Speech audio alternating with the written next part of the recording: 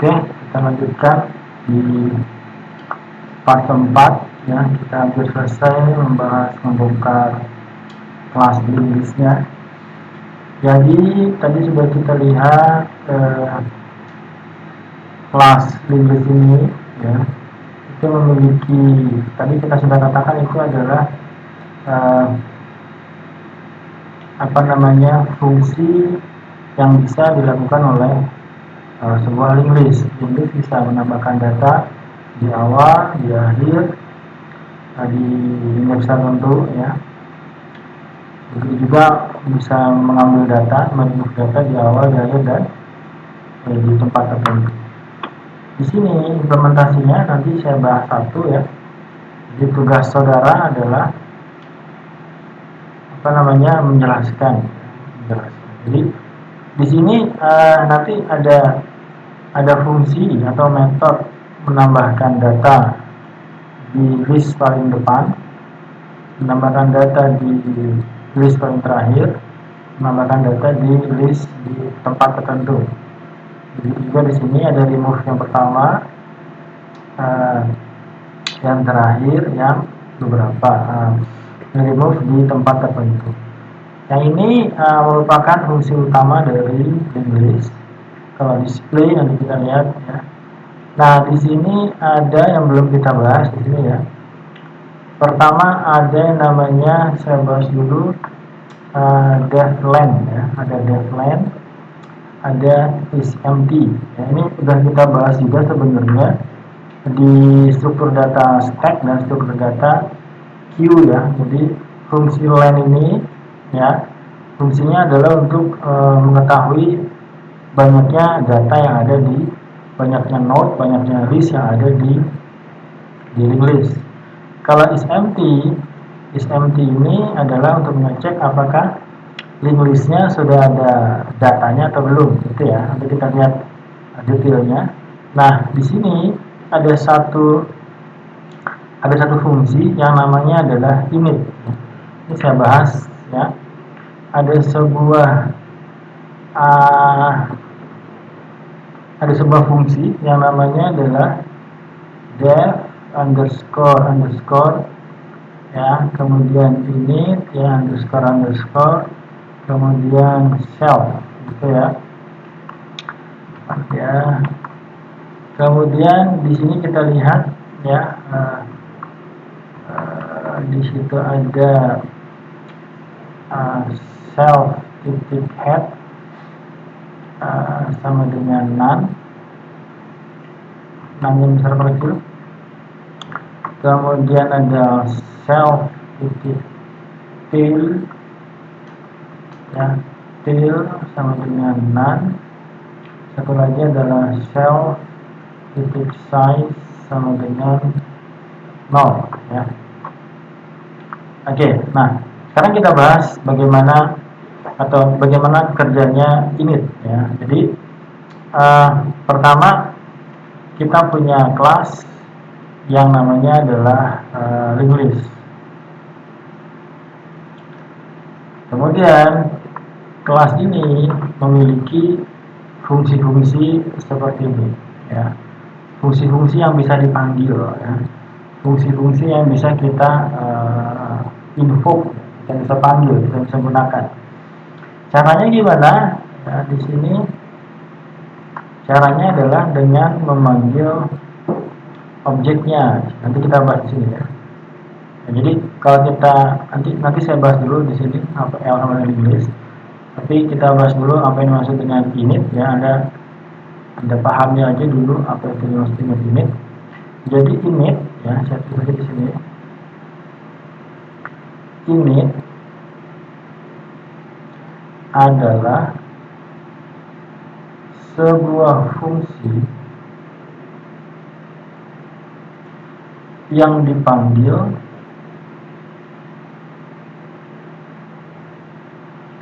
secara otomatis ya. Jadi kita nggak perlu declare misalnya l.init gitu ya, nggak usah, karena dia akan dipanggil secara otomatis. Init adalah sebuah fungsi atau metode yang dipanggil secara otomatis ketika kita membuat sebuah objek, gitu ya. Jadi nanti yang pertama dipahami adalah init, ya, ini dari kata apa kira-kira? Initialization, ya. Init adalah sebuah fungsi yang dipanggil secara otomatis ketika kita membuat sebuah objek. Jadi konsepnya adalah ketika kita meng-create objek. Jadi kita punya kelas, apa tadi kelasnya? Kelasnya adalah linked list. Maka dari satu kelas ini kita akan membuat banyak objek, ya. Kita akan meng-create banyak objek, ya. Kelas ini bisa kita katakan sebagai blueprint, atau bisa juga dikatakan sebagai cetakan. Jadi dari satu kelas kita bisa membuat banyak objek, ya. Nah, bagaimana cara, ya, berarti pertanyaannya kemudian bagaimana cara men-create sebuah objek, gitu ya. Pertanyaan seperti itu. Maka caranya di sini kalau di Python sederhana aja. Cara untuk meng-create sebuah objek di sini ada satu perintah di sini. Perintahnya adalah L sama dengan linked list, ya. Di sini ada perintah L sama dengan linked list. Nah, di sini ini adalah perintah ini adalah perintah di atas adalah perintah untuk membuat sebuah objek, gitu ya. Ya, ini kita ketahui adalah sebuah kelas, ya. Jadi dari kelas ini kita bikin objek. Nah, perintahnya seperti ini, L sama dengan linked. Maka ketika kita berikan perintah seperti ini, maka kita harus pahami di sini ada dua aktivitas, ya. Aktivitas yang pertama adalah create object. Yang mana? Yang ini adalah yang pertama. Yang kedua adalah kita memberikan alamat objek ke objek reference L. Di sini adalah L. Jadi L ini akan menyimpan alamat dari objek linked list. Jadi kalau kita gambarkan nanti ini ada, di sini ada objek, ya. Di sini ada objek dari apa? Objek dari linked list, ya. Kemudian nanti dia punya alamat di memorinya, alamatnya berapa, gitu ya. Kemudian si L ini akan menyimpan alamat yang merupakan alamat dari objek. Jadi seakan-akan dia akan mereference, dia akan menunjuk alamat ke objek di sini. Tadi kita bahas ketika kita meng-create sebuah objek, kita akan memanggil init. Jadi ketika kita membuat perintah ini, ya, berarti ada 3 aktivitas, ya. Create objek. Nah, ketika create objek ini, di sini kita akan memanggil init. Kita akan memanggil fungsi init. Nah, apa yang kita panggil? Yang kita panggil adalah fungsi di sini. Jadi ketika ada perintah L sama dengan linked list, maka kita harus melihat init dari kelas linked list ini. Nah, initnya adalah perintah ini adalah init dari link list. Kalau ini adalah init dari kelas node. Ya, nah belum sampai sini. Berarti data yang dimiliki oleh link list ada 3. Ada head, ada tail, sama ada self size. Jadi kalau kita gambarkan, di sini ada head. Nah, headnya ini sekarang isinya adalah none, ada tail, di sini juga adalah none. None ini berarti dia tidak mereference ke objek apapun. Satu lagi adalah size, isinya apa? Isinya adalah 0. Ya, kalau kita mau detailkan sebenarnya ini akan menunjuk kepada sebuah alamatnya isinya adalah 0. Ya, kalau sederhananya aja ya, size isinya adalah 0. Jadi ketika kita memberikan perintah L sama dengan link list gitu ya, maka nanti kita punya objek reference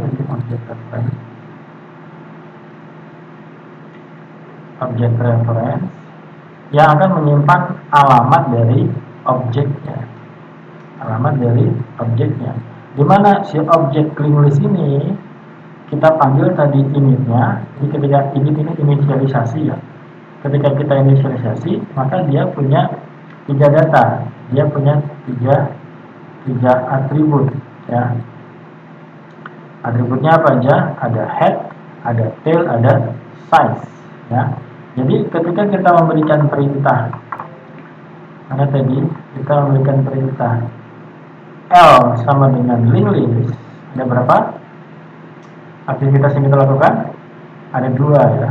Yang pertama adalah create object, yang kedua adalah memberikan alamat dari objek ke objek reference L. Alamatnya mana? Alamatnya nggak usah kita pikirin, itu yang ngurusin sistem operasi. Kita ngobrol sama sistem operasi, alamatnya di mana, kita terima beres saja. Kita nggak sampai menentukan alamatnya berapa gitu ya. Oke, nah jadi ketika kita meng-create objek, ya apa tadi yang kita lakukan? Kita memanggil fungsi yang namanya apa? Init. Init dari kelas link list. Init dari kelas. Initnya adalah di sini ada perintah self ini menunjuk pada objek yang sekarang kita bahas ya. Nanti kita abaikan dulu selfnya. Kita lihat ada head, ada tail, ada size. Yang nanti fungsinya head, tail, size itu apa nanti kita lihat ya. Tapi yang perlu Anda pahami di part di sini, ketika kita berikan perintah seperti ini, L sama dengan link list, ya maka ada apa? Create object, ya kita sistem operasi akan mengambil memori, gitu ya, mengalokasikan memori, kemudian memanggil fungsi init. Nah, maka nanti seperti ini. Nanti di sini objek ini akan punya alamat, dan objek ini isinya adalah head, tail, sama size. Nah, kemudian yang kedua adalah memberikan alamat dari objek ini kepada objek reference L. Jadi ada objek reference L yang menyimpan alamat ke objek. Ya. Objeknya tipenya adalah tipe kelas link list. Oke, di part berapa ini? Saya sampai sini dulu.